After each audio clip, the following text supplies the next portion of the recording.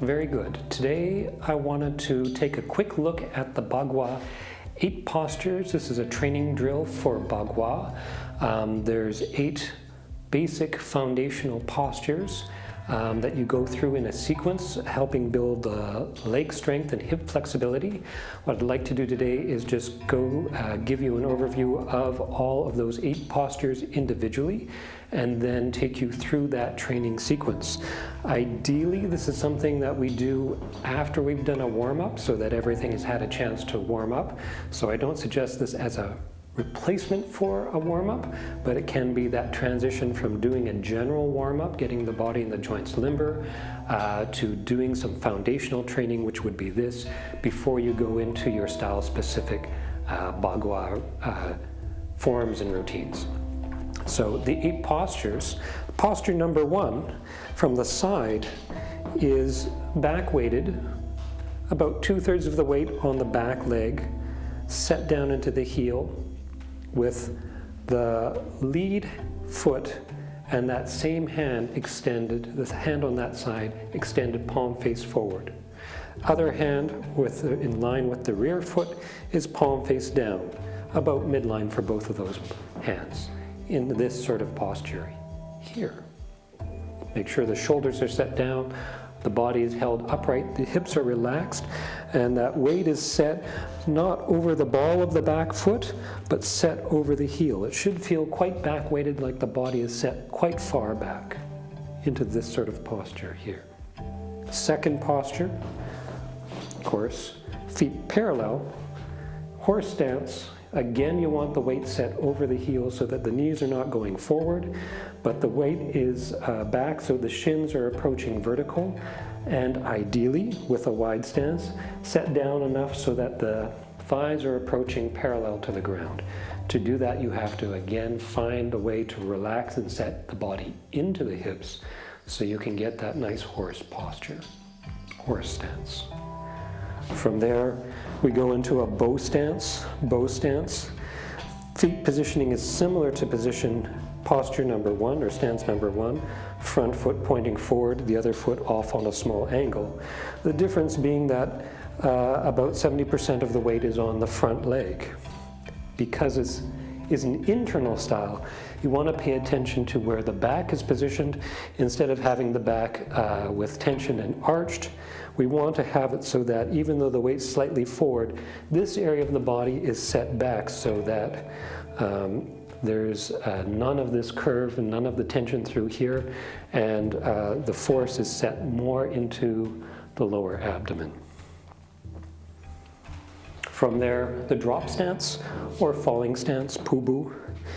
This one, it's good to be aware of where your own training is at so that you find a position that is safe for the knees, and coming down into a drop stance. Some of the things is make sure that you only go down as far as your training allows you to do and stay safe. The other thing is that with this extended leg, you want to make sure that the thigh and the leg is rotated out so that the knee is pointing up. It's easy to get into a habit of having the leg rotated inward so the knee points forward. But for a correct drop stance, especially if you want to drop into the stance and move out of the stance, you want to have this knee pointing up. Heels on the ground, body more or less upright. As a training, you can use your forearm on the thigh to hold you in a higher stance. And again, paying attention to the alignment here and the fact that you want to keep the heels on the ground. If you can get lower, going lower is preferable, as long as you're not simply sitting on your heel. Here, you're not getting much in the way of conditioning. You get the stretch for this leg, but you're not getting the conditioning for this leg. You're much better off holding the stance rather than dropping and resting into it. That's the drop stance. From the drop stance, we come up into a closed stance. This is a stance particular to Bagua, where we have both legs turned in. We have One hand, the weight is on this one side, the lower hand rotates out, covering the groin. The other hand, with the fingertips coiled, turning this way, so the palm is facing off to the side, extends upwards.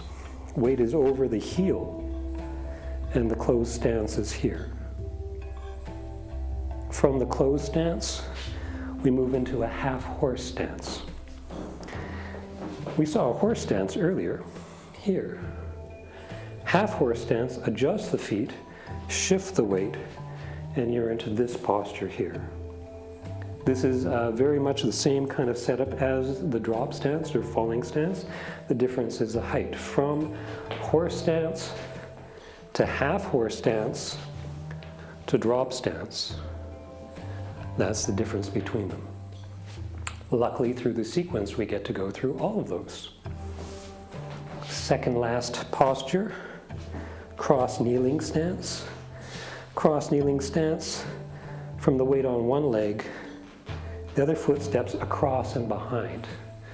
Setting down on the back leg, having the heel up off the ground. Set down, and again, similar to what I was saying with the drop stance, instead of simply sitting on this and resting here, you do want to have it so that you're in the stance, holding the stance, so that you get the engaged workout and conditioning for the leg muscles. The other detail with the drop cross kneeling stance is to have that rear leg fold in behind the front leg, turn into the hip, and have that leg fold in. It's unfortunately common to see people, and they do the drop stance and the knees move away from each other. But that wouldn't be a correct drop stance. What you want instead is from here, turn into the hip so that the legs stay one behind the other, crossed. So there's a cross kneeling stance. The last posture, actually second last posture, one that we just moved through in this sequence, coming from the cross kneeling stance, we move briefly through the dragon riding stance. Dragon riding stance, you're turned into this front foot, turn it into that, front hip. So the body turns, turning in this leg and setting down into this posture, dragon riding posture. But in this sequence, we just pass through that posture to come to the last stance, which is resting. So there's a sequence to take us through all 8 of these movements. We do them on one side, and then we do them on the other. For each one, we're holding the posture. The length of time depends on where you're at with your training. For today, we'll just do a quick count of 5. As you get more familiar with the moves, as your body becomes more adjusted and trained and conditioned for these basic stances, you can start increasing the length of time. You can do that according to a watch with numbers of seconds. You can do that with number of breaths. If you have someone like me here, you can do it according to the number of the beats of count that I call out. Today, we'll do it just for a count of 5. If we were to do this consecutively, then the next class we'd increase it to a count of 8. From 8 we might go to 10, gradually increasing the length of time so that you have the conditioning, and while you're holding the postures you can better understand the finer points of the alignment. So let's go through those 8. We start with the left foot stepping forward, so the right foot on a small angle out, stepping forward, holding that posture, weight on the back leg. 1, 2, 3, 4, and 5. Put our weight on the front foot, bring the foot side by side, step out, hands coming out at shoulder height, holding that posture, horse stance. 1, 2, 3, 4, 5. Come back on the left leg, draw that right foot back, coming into the bow stance, weight 70% on the front leg. 1, 2, 3, 4, 5. Bring the front foot back, hands at the sides. Step the left foot out, coming into the drop stance. Keep the weight over the heel on the right side. Press out. 1, 2, 3, 4, 5. Coming up on that right leg. Left foot comes into the closed stance. Turn in the whole leg, not just the foot. Right hand on the outside of the knee. Left hand with the wrist turn, extend it up. Set the shoulders down. Weight over the heel. 1, 2, 3, 4, 5. Step this left foot out on an angle. Feet are turned and parallel. This is a half horse stance.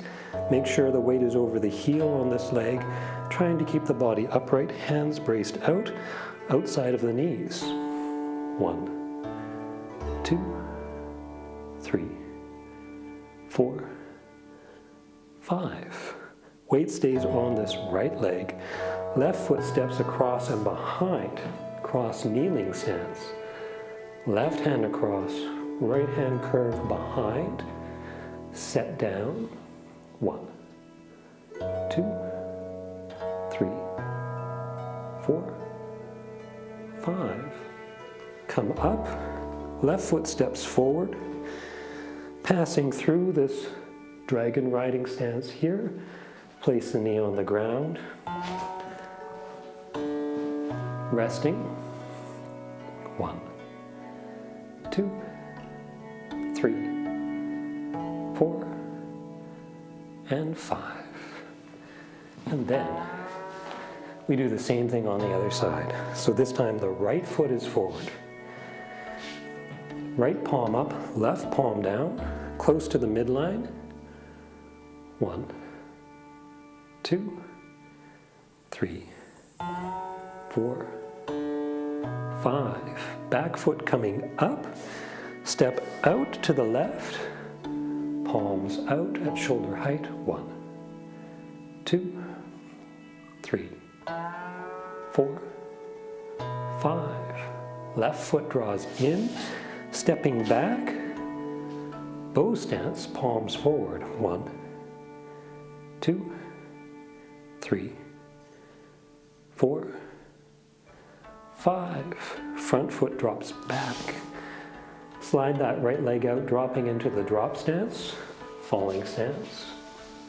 1, 2, 3, 4, 5. Coming up on the left leg. Right close stance, turn in the leg. Left palm out, right palm up. 1, 2, 3, 4, 5. That right foot steps out on the angle. Half horse stance. Weight over the left heel, body upright. 1, 2, 3, 4, 5. Weight stays on the left leg. Right foot steps across and behind. Cross kneeling stance. 1, 2, 3, 4, 5. Come up. Stepping out. Passing through the dragon rider stance on the right. Setting the knee down. Coming into that resting stance. 1, 2, 3, 4, and 5. Very good. Kick out the legs. So those are the 8 postures on both sides. And again, the time spent in those postures should be time spent paying attention to the stances. Not just hanging on for dear life, but also trying to find how to get the body into the proper shape. The advantage of doing this training with the foundational postures and stances is so that the body is conditioned to be able to come into those postures without having to think about it. When you're learning sequences, when you're learning routines, when you're learning forms, you don't want to have to stop and try and figure out how to get your body into a drop stance.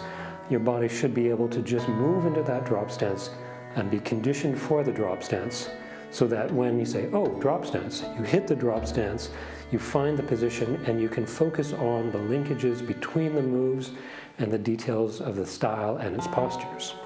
So this is the value of doing this kind of foundational conditioning. And as always, it's about alignment, it's about leg strength, it's about hip flexibility. To my mind, these are some of the keys for the internal styles. I hope you find that useful. Thank you for watching.